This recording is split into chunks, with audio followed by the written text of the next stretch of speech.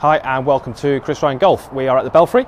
We are in the TaylorMade Performance Suite, and in this video we're going to look at the top of the backswing, and we're going to be discussing some of the things that you might want to look for in your golf swing which might help you play some better golf.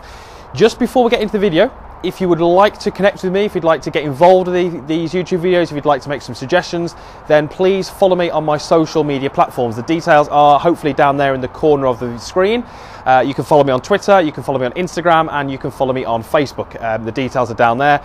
Again, it's just a good way of interacting with me and actually making some suggestions as to what you'd like me to cover in these videos. It would be good if I could cover some content which comes from you guys out there. It's going to make it a lot easier to interact through those social media platforms. So please go ahead and follow me via those.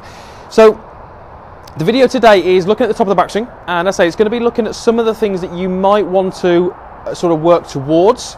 And we're going to look at a few patterns that we tend to see in better players, and some of the things that we maybe tend to see in poorer players, maybe discussing the two and then maybe giving you some ideas on what you need to work towards. So we're actually going to be looking a little bit at the club face, but more importantly we're going to be looking at the sort of hands and the wrists and how they're positioned at the top, which in turn is going to affect the club face. Now, before we go into this video, we understand that impact is king. We know that if we can produce a good impact, that's really all that matters. It doesn't really matter what the rest of the golf swing looks like or the positions that we achieve if the impact is good. So just changing the top of the swing isn't going to directly mean that we're going to hit better shots, but it might influence the impact, and that's really the key thing today. So what we see at the top is some things that we tend to see good players do, and the opposite we tend to see some maybe higher handicappers do, and certainly some of those golfers out there who struggle with the left to right ball flight, the slice, the fade, that kind of thing. So we've maybe heard people say in the past that at the top we're looking for the leading edge to be at about a 45-degree angle. Okay, so we would sort of maybe, if we listen to golf instructors of the past, we'd maybe believe that if the leading edge was too horizontal, that wouldn't be quite right. And if the toe was hanging too much down, maybe that wouldn't be quite right either. Now, if I move the club through those positions, so the toe hanging down and the leading edge sort of horizontal, you can see how that's really my wrist position which is affecting that, okay? If I move my wrist into a more bowed position, so maybe some of you will recognise that from Dustin Johnson's golf swing, a more bowed position here creates a leading edge which is pretty horizontal. If I have a more cupped position, then I'm going to get a leading edge which is a little bit more sort of vertical, so the toe hanging more down. Those positions are going to relate provided that the grip is relatively neutral. If you've got a really strong grip or a really weak grip, we may get some slight differences at the top, but for the majority of golfers you're going to find that the wrist position relates to the club face. Now, what would we ideally like? Well, what we would tend to see from better players, there are exceptions to the rule, we know that, better players would tend to create a backswing where the lead wrist is pretty flat, but if it isn't flat, we would probably tend to see it a little bit more towards a bowed position. Okay, so what that means in the club face is going to be maybe at about 45 degrees, provided the grip's fairly neutral, or maybe favouring slightly more towards horizontal. So what do we tend to see from the poorer golfers, the ones who struggle with maybe the strikes and the fades and the slices, the lack of distance? We would tend to see a position at the top where we get the lead wrist too cupped. Too much shape in this lead wrist here, okay? And you can see again how that relates to a club face which is maybe a little bit more toe down, the leading edge is closer to vertical than it is to horizontal, okay? So we're at the top of the backswing. We are the furthest point that club is ever going to get from the golf ball. How is that going to help you play better golf? Well, let's have a look at an impact. Okay, I'm going to take my starting position, hopefully pretty face onto the camera. Okay, and you can see there, if I start with the handle a little bit forward, but not excessively forwards, I would say I've got a pretty neutral grip. You will see that there is a slight shape in my lead wrist. There's a little bit of cupping in that lead wrist. Okay, absolutely fine. We don't want to change this. That's absolutely fine. But let's look at where we see most golfers at impact, most good golfers. We see them over here. Okay, now if I remove my right hand, what you're going to see now is you're going to see the handle has gone forwards, and you'll see that the lead wrist has now moved to a much more flat position.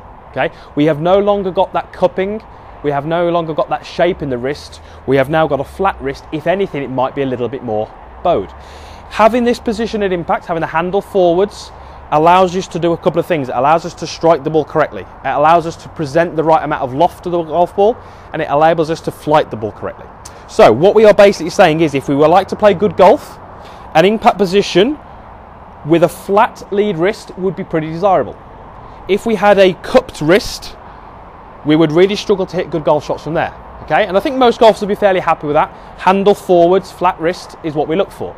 So if we've got to achieve an impact with a flat wrist, it would make sense, therefore, to have that present at the top of the backswing. If we have a cupped wrist, can we achieve the right impact? Of course we can, but we've just maybe given ourselves a little bit more to do. We have to really start to work that wrist into this position on the way down. I would much rather you, as a golfer, try and feel at the top of your golf swing we are achieving a position where the lead wrist is flat, if not working to a slightly more bowed position. This is certainly going to help you if you are a slicer of the golf ball. If you find that you're always on the right hand side of the golf course, always in the trees, this might be something that really is a bit of a eureka moment for you. If you can change this wrist position at the top, changing in turn the club face position, you're really going to find that's going to change where that ball flight, or how that ball flies through the air. So maybe a reflection is needed, maybe a video camera or something like that, or a mirror, but let's go ahead and let's make some backswings where we feel like at the top we've got our lead wrist in a much more flat position. We don't really want too much of this shape, because if we get that shape at the top, we often find that halfway down we've still got that shape. Club face is effectively open, and from there we don't really get a lot of options other than to deliver the club with a handle back, high, slice, poor strikes, etc, etc. If we do have a flatter position at the top, we'll hopefully have a flatter position on the way down. The club face starts to be presented as we'd like it to be, and we can deliver the golf club efficiently with the handle forwards. Hopefully that made some sense, okay? It's something you don't necessarily need a golf club for, okay? If you're at home, in the office, wherever it may be, nothing wrong with you making a few swings and starting to feel how you're going to achieve that, okay? It will start, as I say, with a little bit of shape, but by the time we get to the top, I would like you to feel that we've got a flatter position, or maybe even a slightly bowed position. Have a go. Don't need the golf club initially. You can start to maybe feel what you need to do without the golf club. Introduce the golf club when you're at the range and start to work towards that position. Right, let me hit a couple of shots. I've just got a 6-iron here. Let's move that ball back a little bit. Okay. So this is something certainly that we would see with a lot of golfers.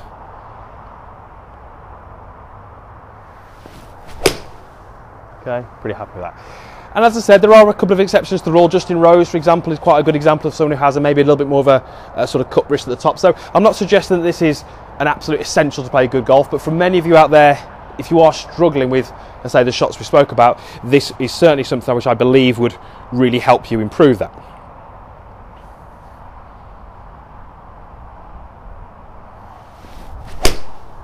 Okay, and again, a pretty good shot there. So maybe something to take to the range. Certainly going to feel a little bit different if you do that, but as I say, you might find it has quite a dramatic effect on the ball flight, and ultimately that's really what we're trying to do, is improve that ball flight.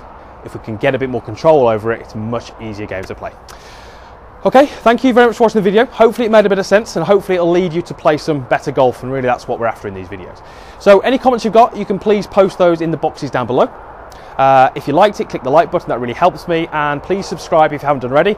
Subscription is free, it just means you'll get a notification every time I upload a video. Okay, so thanks again for watching, and hopefully we'll see you again next time.